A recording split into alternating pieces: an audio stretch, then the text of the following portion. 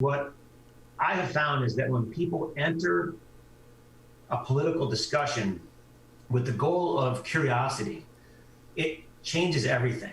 And if you have a minute, I can sort of explain that. What I typically see, sorry, the sun is coming through the window, so I keep backing up. What I typically see is that people enter into these political discussions with the mindset of, I have an opinion, I know I'm right. My goal is to basically convince this other person I'm talking to that I am right. And so my goal is that they're going to say, you know what, after everything you said, I have decided to change my opinion. Well, when two people go into the conversation with that same goal, you're just going to get a lot of headbutting.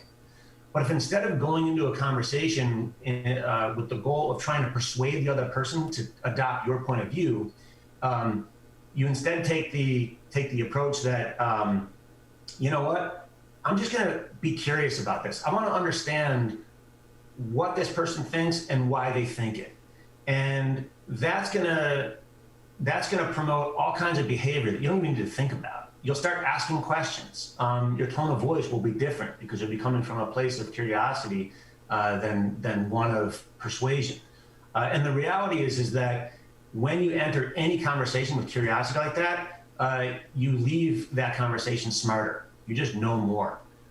So that's sort of one way to deal with these difficult political conversations. And then going back to what you were talking about, when you have somebody who's maybe got a boss who's a lot younger than they are, when you approach the dynamic with curiosity to learn, it just makes you smarter, and it encourages the other person to do the same.